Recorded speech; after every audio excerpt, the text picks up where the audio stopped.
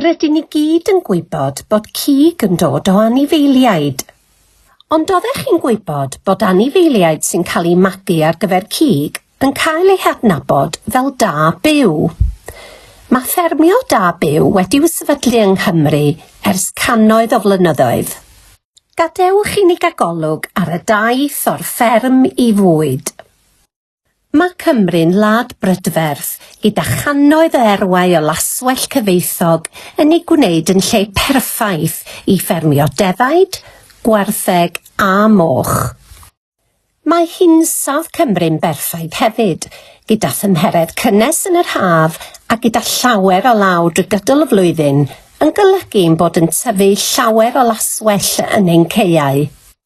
Oherwydd y gaeafau caled, y glaw a'r bryniau a'r mynyddoedd niferus, mae hyn yn golygu na allwn dyfu a chynaeafu llawer o gnydau a llysiau, ond mae'n golygu bod Cymru'n berffaith ar gyfer ffermio da byw. Mae llawer o'r ffermydd yma yn ffermydd teuluol, ac mae rhai o'r teuluoedd wedi bod yn ffermio da byw ers cenedlaethau. Mae iechyd a lles anifeiliaid a chynaladwyedd wedi bod yn brif flaenoriaethau I ffermwyr ers amser maith. Ond dros y blynyddoedd, mae ffermwyr wedi mabwysiadu technegau ffermio mwy modern I wneud y broses yn fwy effeithlon a charedig i'r amgylchedd. Mae ffermwyr yn gweithio'n galed drwy gydol y flwyddyn I gynhyrchu llawer o fwyd blasus, iach a naturiol I ni gyd ei fwyta. Mae'r anifeiliaid hefyd yn helpu gadw'r pridd yn iach drwy fwyta'r glaswell, crwydro'r caeau ac mae ei baw yn ychwanegu meitholion yn ôl i'r pridd. Yng Nghymru, mae'r rhan fwyaf o dda byw yn cael ei magu drwy ffermio nadiw'n ddwys gan ddefnyddio'r hyn mae natur wedi roi I ni, digon o laswell ffres I fwyta a dŵr glaw naturiol I yfed. Mae hon yn ffordd fwy naturiol a chynaliadwy o ffermio ac yn well i'r amgylchedd. Mae hyn I gyd yn dda i'r bywyd gwyllt arall sydd hefyd yn byw ar ein ffermydd, fel gwenyn, adar, glywynod byw a phryfed eraill. Pan fydd yr anifeiliaid wedi tyfu i'r pwysau ar lefel ddelfrydol o ran eu pesgu, dyna'r term ffermio am faint o fraster sydd ar eu corff. Maen nhw'n barod I gael eu gwerthu mewn marchnad da byw neu'n cael eu cludo I gael eu prosesu I gig. Mae hyn yn digwydd mewn lladd-dy.